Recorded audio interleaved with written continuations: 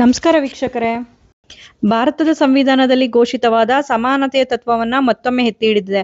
ಪಿತ್ರಾರ್ಜಿತ ಆಸ್ತಿಯಲ್ಲಿನ ಮೃತ ಹೆಣ್ಣು ಮಕ್ಕಳಿಗೆ ಪಾಲು ನೀಡಲು ನಿರಾಕರಿಸುವುದು ಭಾರತೀಯ ಸಂವಿಧಾನದ ಅನುಚ್ಛೇದ 14 ಅಂದ್ರೆ ಸಮಾನತೆಯ ಹಕ್ಕು ಮತ್ತು ಅನುಚ್ಛೇದ 15 ಲಿಂಗ ಆಧಾರಿತ ತಾರತಮ್ಯ ನಿಷೇಧಕ್ಕೆ ವಿರುದ್ಧವಾಗಿದೆ ಎಂದು ನ್ಯಾಯಾಲಯವು ಸ್ಪಷ್ಟವಾಗಿ ತಿಳಿಸಿದೆ.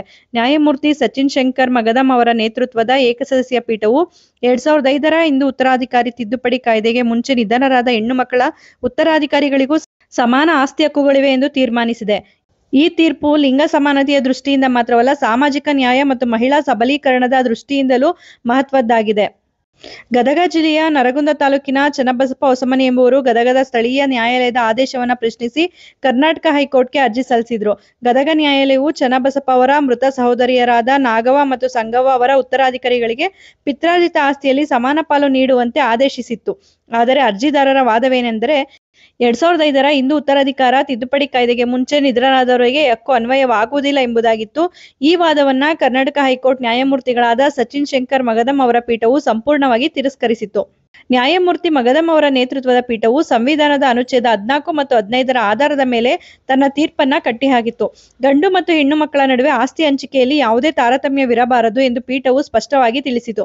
2005ರ ಕಾಯ್ದೆಗೆ ಮುಂಚೆ ಮರಣ ಹೊಂದಿದ ಗಂಡು ಮಕ್ಕಳ ಉತ್ತರಾಧಿಕಾರಿಗಳಿಗೆ ಆಸ್ತಿ ಹಕ್ಕು ದೊರೆತಿದ್ದರೆ ಇದೇ ನಿಯಮವನ್ನ ಹೆಣ್ಣು ಮಕ್ಕಳಿಗೂ ಅನ್ವಯಿಸಬೇಕು ಎಂದು ನ್ಯಾಯಾಲಯವು ಒತ್ತಿ ಹೇಳಿದೆ.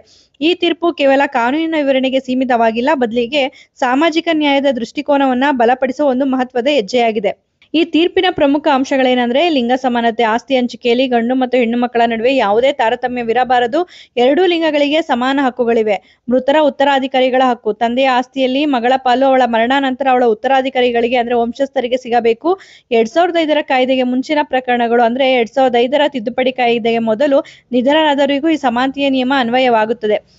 ಈ ತೀರ್ಪು ಸಂವಿಧಾನದ ಸಮಾನತೆಯ ತತ್ವಕ್ಕೆ ಆಧಾರವಾಗಿದೆ. ಇದು ಲಿಂಗ ಆಧಾರಿತ ತಾರತಮ್ಯವನ್ನು ಸಂಪೂರ್ಣವಾಗಿ ತಿರಸ್ಕರಿಸುತ್ತದೆ.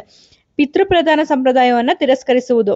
ಈ ತೀರ್ಪು ಭಾರತದ ಪಿತೃಪ್ರಧಾನ ಸಮಾಜದಲ್ಲಿ ಮಹಿಳೆಯರ ಆಸ್ತಿ ಹಕ್ಕುಗಳನ್ನು ಬಲಪಡಿಸುವ ಒಂದು ಐತಿಹಾಸಿಕ ಹೆಜ್ಜೆಯಾಗಿದೆ.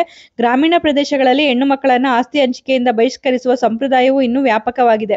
ಈ ತೀರ್ಪು ಈ ಸಂಪ್ರದಾಯವನ್ನ ಕಾನೂನಿನ ಮೂಲಕ ತಿರಸ್ಕರಿಸುವ ಒಂದು ಪ್ರಮುಖ ಕ್ರಮವಾಗಿದೆ. ಇದು ಕೇವಲ ಹಿಂದೂ ಉತ್ತರಾಧಿಕಾರ ಕಾಯ್ದೆಗೆ ಸಂಬಂಧಿಸಿದ್ದಲ್ಲ, ಎಲ್ಲಾ ಧರ್ಮಗಳ ಮಹಿಳೆಯರಿಗೂ ಸಮಾನ ಆಸ್ತಿ ಹಕ್ಕುಗಳಿವೆ ಕಾನೂನಿನ ಆಧಾರವನ್ನ ಒದಗಿಸುತ್ತೆ.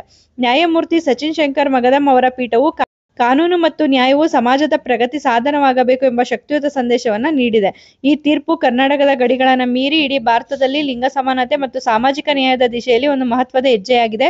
ಅಂದ್ರೆ 2005ಕ್ಕಿಂತ ಮುಂಚೆ ಯಾವ್ದೆಲ್ಲ ಹೆಣ್ಮಕ್ಳು ನಿಧನರಾಗಿರ್ತಾರೆ ಅವರ ಆಸ್ತಿ ಹಕ್ಕು ಅವರ ಮರಣ ನಂತರ ಅವರ ಮಕ್ಕಳಿಗೆ ಇರುತ್ತೆ ಅಂತ ಹೇಳಿ ಈ ಒಂದು ತೀರ್ಪು ಸ್ಪಷ್ಟವಾಗಿ ತಿಳಿಸಿರುವಂತದ್ದು. ಉಪಯುಕ್ತ ಆಗಿದೆ ಅಂತ ಭಾವಿಸ್ತೀನಿ. ಯಾರೆಲ್ಲ ಹೊಸದಾಗಿ ನಮ್ಮ ಚಾನಲ್ನ ನೋಡ್ತಾ ಇದ್ದೀರಾ ಸಬ್ಸ್ಕ್ರೈಬ್ ಮಾಡ್ಕೊಂಡು ನೋಡಿ.